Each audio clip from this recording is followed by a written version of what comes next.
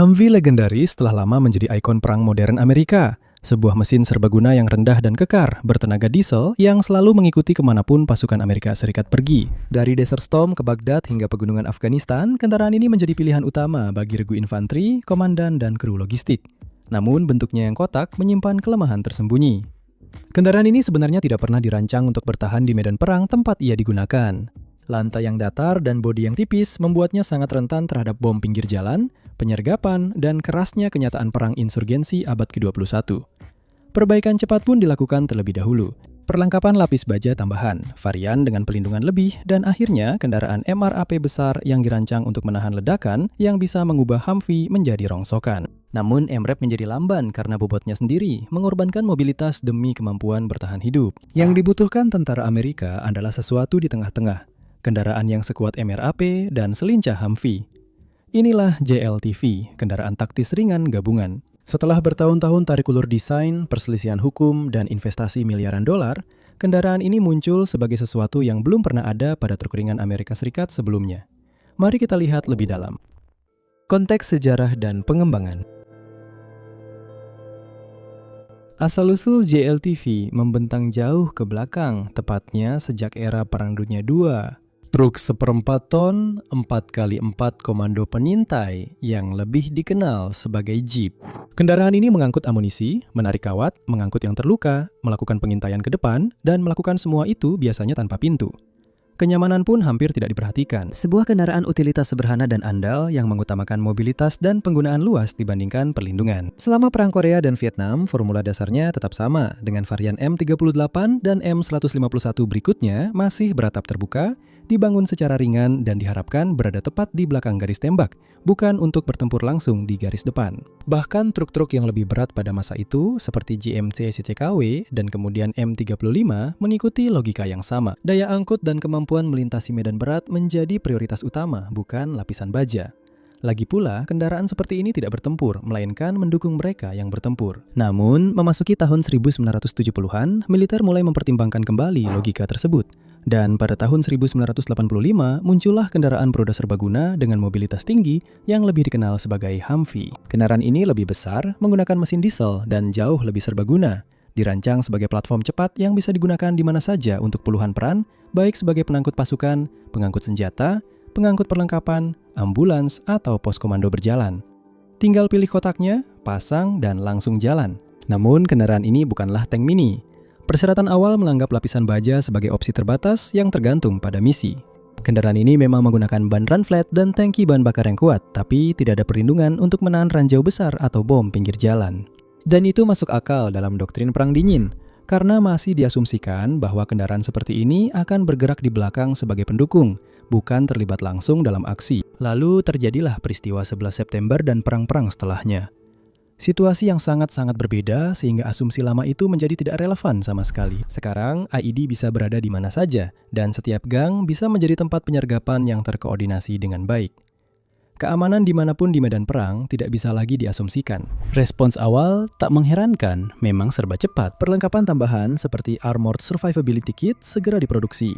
Dan varian khusus dengan lapisan baja tambahan seperti M1151 Enhanced Armor Carrier segera menyusul. Dan perlengkapan itu memang membantu, tapi desain dasar Humvee pada akhirnya memiliki cacat yang mendasar. Lantai yang datar dan bobot yang rendah selalu memberikan jalur mudah bagi ledakan. Dan penetrator bentukan eksplosif, kecuali yang benar-benar jelek, tidak peduli dengan lapisan baja barunya. Lalu muncullah kendaraan tahan ranjau dan serangan mendadak atau MRAP untuk mengisi kekosongan. Jenis kendaraan yang hadir dengan posisi tinggi dan lambung berbentuk V untuk mengalihkan energi ledakan dari awaknya. Pentagon mempercepat pengembangan mereka sejak 2007 dan tak lama kemudian model seperti Cayman dan Max Pro mulai bermunculan. Namun kendaraan seperti itu punya konsekuensi karena banyak yang berbobot 15 hingga 20 ton dan kadang bahkan lebih. Mereka jelas bukan kendaraan yang bisa disebut lincah. Luar biasa untuk keamanan, luar biasa untuk tugas konvoi ya. Tapi ketika jalur menjadi sempit, jalanan bergelombang dan jembatan mulai rapuh, ya mereka akan kesulitan. Mereka berbobot 15 hingga 20 ton. Solusinya adalah MRAP yang lebih ringan, Oshkosh METV yang hadir sekitar tahun 2009 dengan suspensi independen dan kemampuan off-road yang lebih baik. Itu masih merupakan monster seberat 12,5 hingga 15 ton setelah dipasangi perlengkapan. Dan meskipun bisa memanjat di tempat kendaraan besar terjebak, kendaraan ini tetap saja bukan penerus Jeep yang lincah. Jadi, perkembangan truk ringan Amerika pun tiba di persimpangan yang agak janggal. Di satu cabang ada Humvee yang lincah, modular, ada di mana-mana, tetapi lahir di era ketika perlindungan terhadap ledakan masih jauh dari kata baik. Dan di cabang lainnya ada MRAP yang tahan hidup, menjulang tinggi, dan berat. Spesialis yang menjaga orang tetap hidup, tapi membuat para perencana logistik jadi pusing. Dan disitulah subjek episode hari ini, JLTV, masuk ke dalam cerita sebagai penerus dari cabang pertama pohon itu. Program JLTV.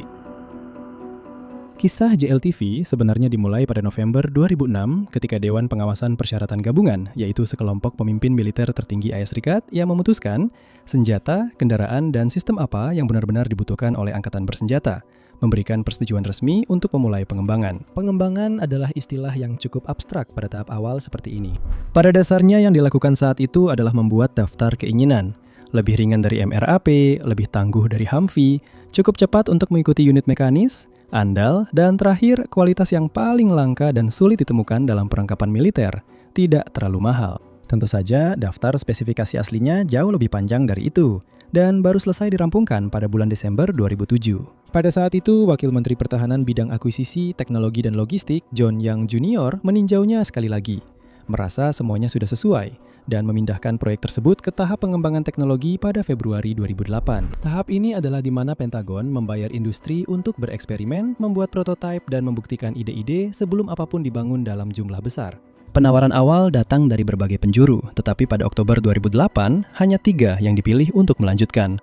Lockheed Martin, General Tactical Vehicles, dan kemitraan antara BAE Systems dan Navistar. Menariknya, hal ini menyebabkan banyak kemarahan di dalam kompleks industri militer, karena 2 penawar yang kalah, yaitu penawaran dari Boeing dan Textron, serta satu lagi dari Northrop Grumman dan Oshkosh, mengajukan protes ke Government Accountability Office dengan klaim bahwa militer telah melakukan kesalahan dalam proses evaluasi. Namun protes tersebut secara hukum digugurkan pada bulan Februari tahun berikutnya. Dari sana, prototip mulai berdatangan dengan Lockheed Martin mengajukan ini, General Tactical Vehicles mengajukan ini, dan BAE Systems Navistar mempersembahkan ini. Namun tak lama kemudian, masalah mulai muncul. Desain awal ini cukup mudah memenuhi aspek bobot ringan dari persyaratan, tetapi bagian tahan ledakan tidak begitu. Pelajaran dari Irak dan Afghanistan tidak bisa diabaikan. Jika Anda ingin kru bisa keluar setelah terkena bom pinggir jalan, Anda membutuhkan perlindungan bawah bodi di kelas MRAP. Tidak ada tawar-menawar, sikap yang membuat persyaratan itu diperketat pada awal 2011.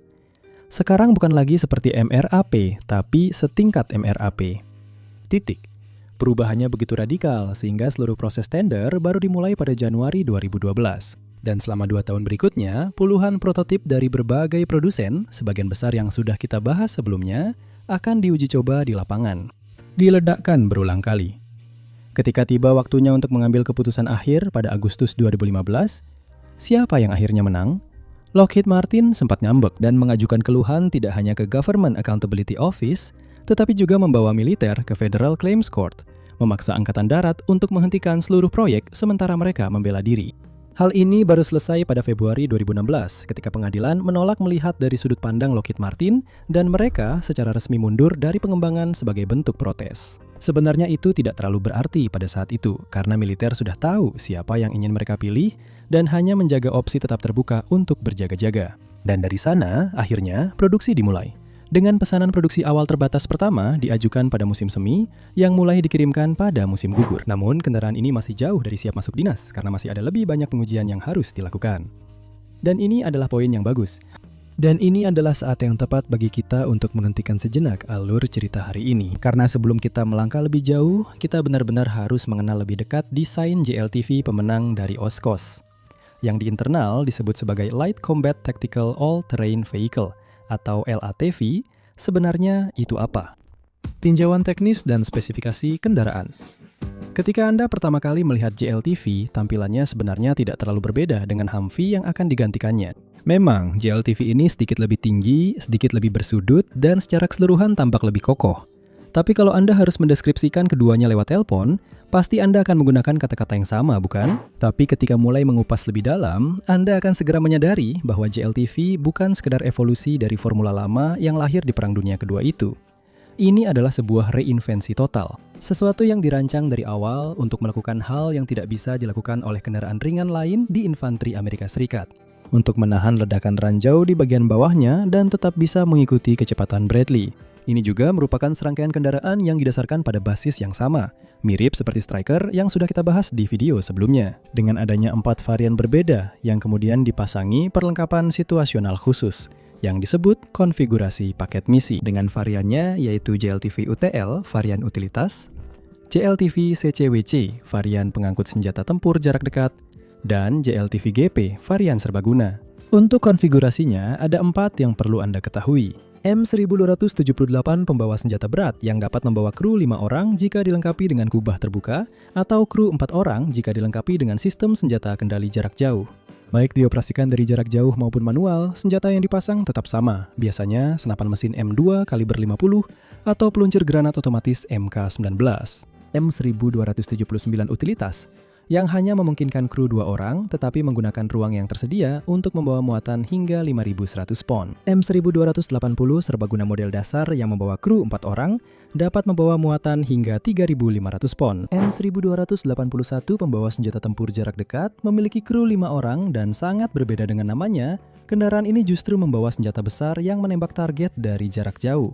Misil tow, misil sabre, dan sejenisnya. Dan untuk membantu menjaga siapapun yang mengoperasikan pelatuk tadi tetap hidup, kendaraan ini juga dilengkapi dengan Tow Objective Gunner Protection Kit, yang memiliki perlindungan lapis baja tebal dan beberapa perangkat untuk meningkatkan kesadaran situasi tanpa terlalu membebani suspensi. Di antara keduanya, mereka mencakup segala hal mulai dari transportasi pasukan hingga platform anti-armor bergerak.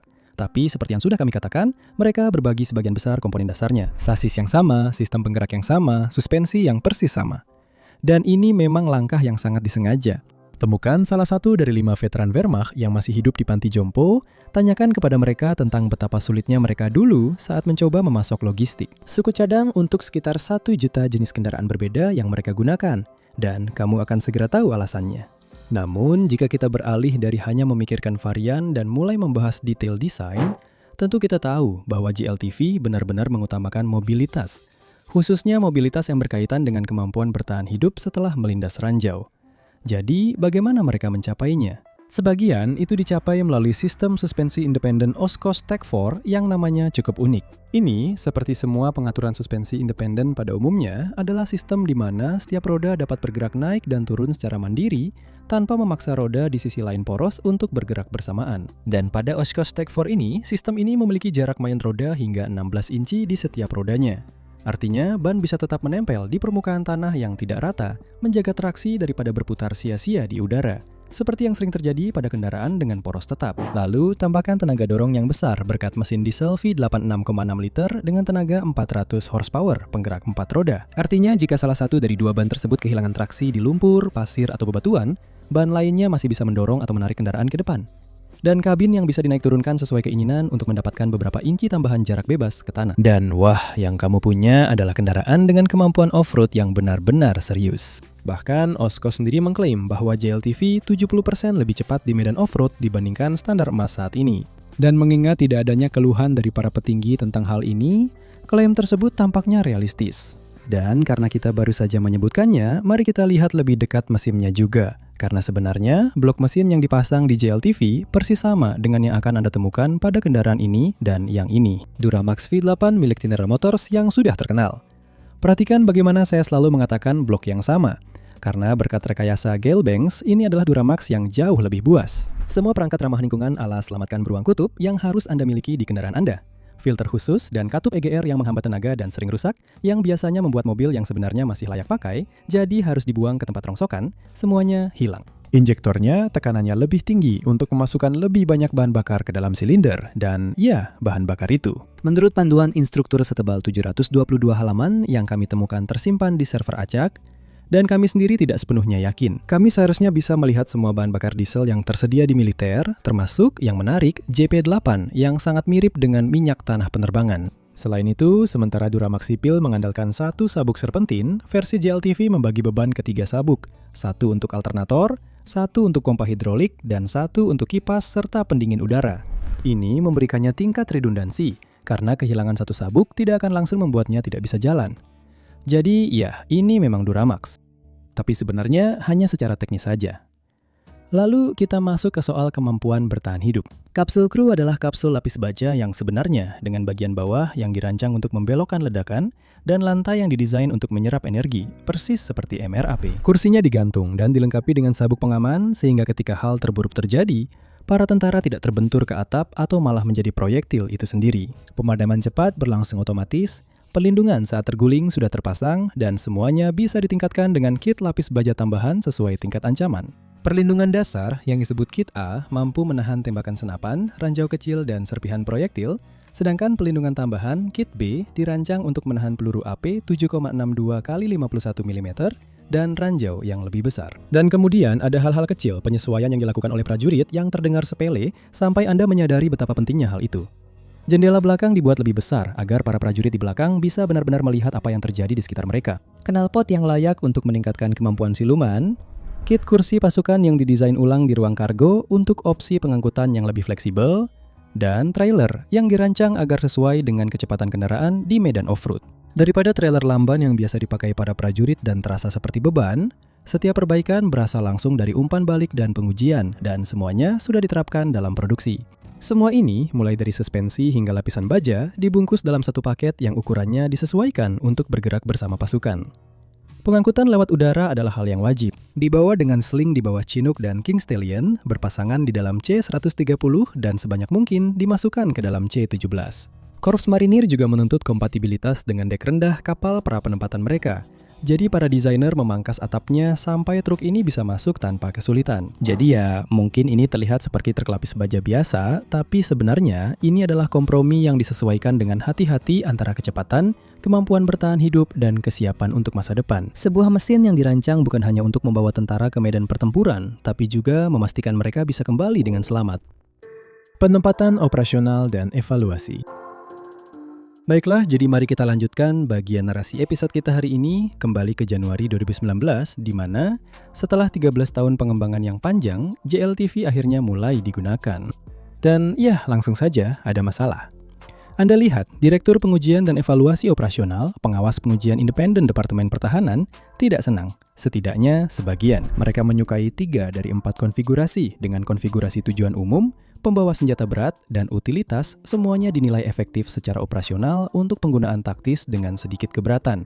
Tapi pembawa senjata tempur jarak dekat itu tidak. Dibandingkan dengan Humvee bersenjata tow yang lama, ditemukan bahwa kemampuan menghancurkan tanknya, yakni seberapa cepat kendaraan ini bisa melepaskan tembakan terarah, lambat dan canggung, terutama dalam hal pengisian ulang. Ada juga masalah dengan varian dasar yang digunakan untuk konfigurasi tersebut, di mana tidak satu pun dari mereka dianggap layak secara operasional.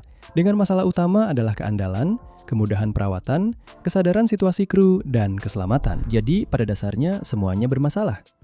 Namun, Oshkosh tetap tenang dan terus maju.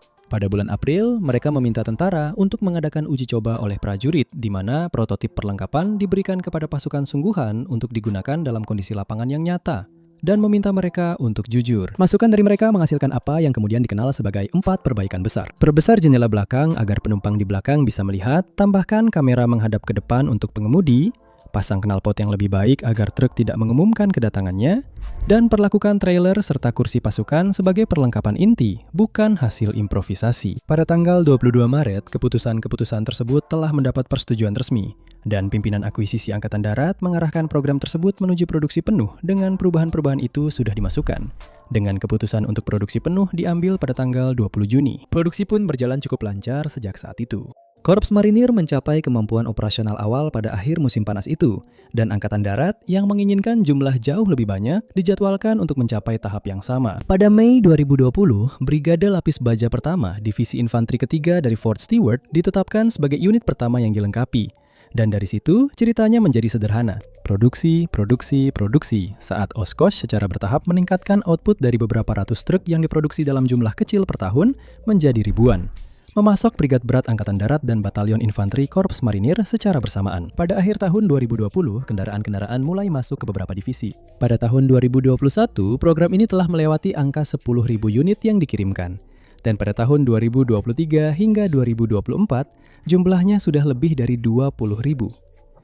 Dengan JLTV yang tidak lagi menjadi hal yang asing, melainkan sudah menjadi pemandangan umum di motor pool dari Georgia hingga Camp Pendleton. Untuk jumlah total yang akan dibeli, program pengadaan resmi Angkatan Darat menetapkan hampir 50.000 unit, dengan marinir menginginkan tambahan 12.500 unit lagi. Ditambah lagi dengan pesanan yang lebih kecil dari Angkatan Udara dan Angkatan Laut, sehingga total kebutuhan Amerika Serikat mencapai sekitar 65.000 unit secara keseluruhan. Dan itu berdasarkan Selected Acquisition Report dari tahun 2021.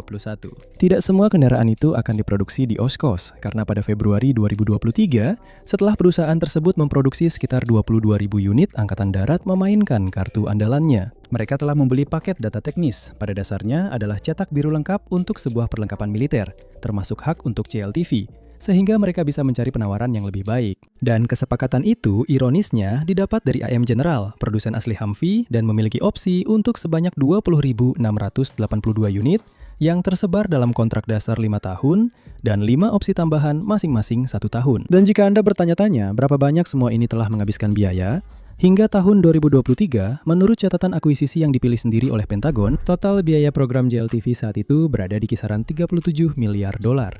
Ini mencakup penelitian dan pengembangan, pengadaan truk itu sendiri, dan semua perlengkapan yang menyertainya. Laporan yang sama juga membuat perkiraan biaya program seumur hidup sebesar 88 miliar dolar. Tapi apa itu 1 miliar? Maksud saya, itu angka yang begitu besar sehingga kita tidak benar-benar bisa memahaminya dengan baik.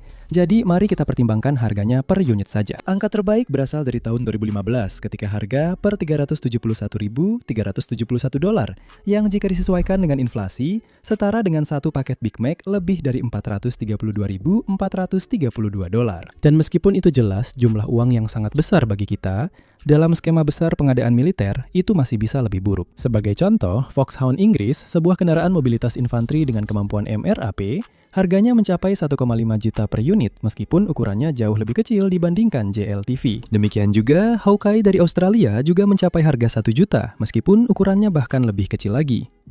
Jadi, JLTV menurut standar internasional sebenarnya tidak terlalu buruk dari segi harga. Adopsi internasional dan perbandingan dengan kendaraan sejenis. Dan berbicara tentang negara lain, itu membawa kita dengan baik untuk membahas kesuksesan ekspor JLTV, yang sebenarnya cukup bagus.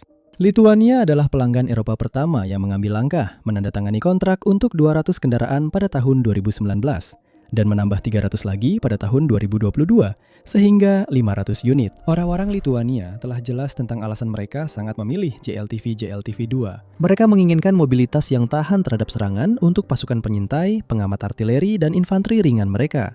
Sesuatu yang bisa mengikuti unit manuver dan tetap memberikan peluang bertahan bagi kru jika situasi taktis menjadi sedikit kacau misalnya. Tepat seperti itulah tujuan JLTV dibuat. Namun, Belgia melakukan sesuatu yang sedikit berbeda.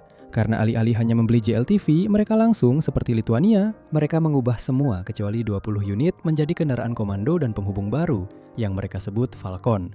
Dengan 20 unit sisanya dipesan sebagai ambulans medan perang khusus. Mereka mendapatkan total 322 kendaraan yang pertama tiba pada tahun 2024. Namun, persenjataan harus berasal dari dalam negeri, dengan FN Herstal memasok Defender Light Weapon Station mereka, di mana FN ditulis dengan huruf kapital karena siapa bilang produsen senjata tidak bisa punya selera humor. Lebih ke selatan, Slovenia telah menjadi salah satu negara yang paling inovatif dalam mengadopsi. Setelah memesan 129 kendaraan, beberapa diantaranya dilengkapi dengan Kongsberg Remote Weapon Station yang mampu menembakkan rudal anti-tank Spike. Itu membuat kendaraan mereka menjadi sesuatu yang lebih kuat daripada sekedar taksi untuk infanteri.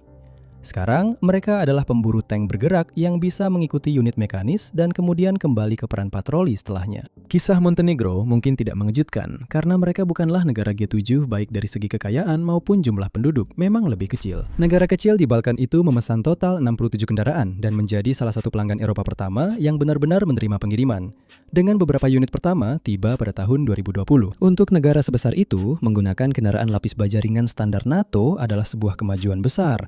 Dan JLTV sekarang menjadi inti dari 2 kompi infanteri yang Montenegro deklarasikan ke aliansi. Mereka bahkan telah dipasangkan dengan stasiun senjata remote dari Israel. dan dalam beberapa kasus dengan mortir soft recoil 120 mm.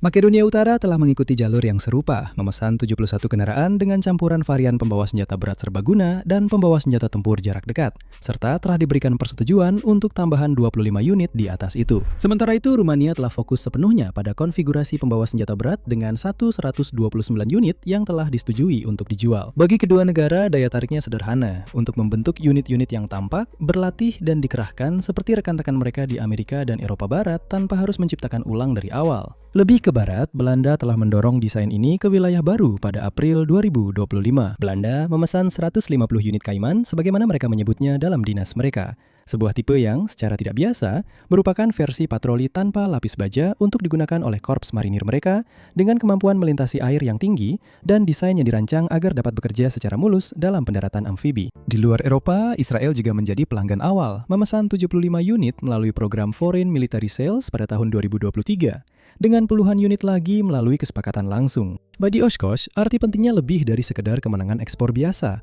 karena pesanan dari Israel membuat lini produksi mereka tetap sibuk, tepat saat Angkatan Darat Amerika Serikat menghentikan pesanan mereka demi AM General. Bahkan lebih jauh lagi, Brazil juga ikut serta. Korps marinir mereka memesan 12 kendaraan di bawah rencana modernisasi prosumer. Dengan prosumer yang merupakan singkatan dari sesuatu, George yang menulis ini, saya tidak akan mencoba mengucapkannya dalam bahasa Portugis, bro. Bukan jumlah kendaraan yang mengubah geopolitik tentu, tapi orang Brasil tahu apa yang mereka inginkan. Truk ringan, terlindungi dengan baik, bisa dibawa lewat udara, dan dapat beroperasi dengan lancar bersama mitra mereka dari AES. Jadi bagi mereka, JLTV sesuai dengan kebutuhan mereka, meskipun jumlah armada mereka masih sedikit. Dan masih akan ada lagi. Slovakia telah menyetujui hingga 192 kendaraan. Kanada jelas mengambil 60 unit, dan negara-negara NATO serta mitra lainnya diam-diam juga telah menjajaki pembelian serupa. Jika digabungkan, terlihat pola adopsi yang konsisten. Negara-negara yang berlatih dan bertempur bersama Amerika Serikat cenderung memilih truk ringan yang sama karena hal itu menyederhanakan operasional koalisi. Dan sejujurnya, dari segi nilai juga tidak buruk. Namun tentu saja, tidak semua negara memilih jalur yang sama. Angkatan Darat Inggris mempelajari JLTV untuk program kendaraan multiperan yang dilindungi, tetapi akhirnya mundur dengan alasan keterjangkauan dan membatalkan program tersebut sepenuhnya. Sebagai gantinya, mereka tetap menggunakan Foxhound mereka, dan kita semua tahu betul seberapa mahal kendaraan itu. Demikian pula, Italia tetap menggunakan Iveco LMV dan LMV2 yang telah ditingkatkan, sementara Jerman dan Swiss lebih memilih GDLS Eagle. Kesimpulan. Pada akhirnya, selama hampir 1 abad, kendaraan ringan militer Amerika Serikat mencerminkan perang-perang yang memang dirancang untuk dihadapi. Jeep mewujudkan kebutuhan Perang Dunia Kedua akan kesederhanaan dan penggunaan yang luas. Humvee mencerminkan cita-cita mobilitas dan fleksibilitas pada akhir Perang Dingin. MRAP sangat dibutuhkan untuk menghadapi bom pinggir jalan di Irak dan Afghanistan, benteng raksasa di atas roda yang bisa menjaga tentara tetap hidup bahkan dalam penyergapan paling mematikan. Namun masing-masing adalah produk dari zamannya, dan masing-masing pada akhirnya menunjukkan batasnya. JLTV berbeda. Kendaraan ini tidak terburu-buru digunakan sebagai solusi sementara maupun dibangun berdasarkan asumsi yang sudah usang. Sebaliknya, kendaraan ini dirancang secara sengaja untuk menjembatani kesenjangan yang menyakitkan, membawa pasukan melewati kerasnya pertempuran modern yang bergerak cepat tanpa mengorbankan kecepatan, kelincahan, atau kemampuan beradaptasi jangka panjang. Singkatnya, ini bukan sekedar pengganti sebagian dari Humvee, melainkan mendefinisikan ulang wujud kendaraan militer ringan. Apakah akan sempurna? Tidak, karena tidak ada kendaraan yang benar-benar sempurna. Namun dengan JLTV, Amerika dan para mitranya akhirnya menemukan keseimbangan yang sudah lama hilang. Dan bagi para tentara yang akan mengendarainya ke medan bahaya, keseimbangan itu bisa menjadi penentu antara pulang ke rumah atau tidak pulang sama sekali. Terima kasih telah menonton.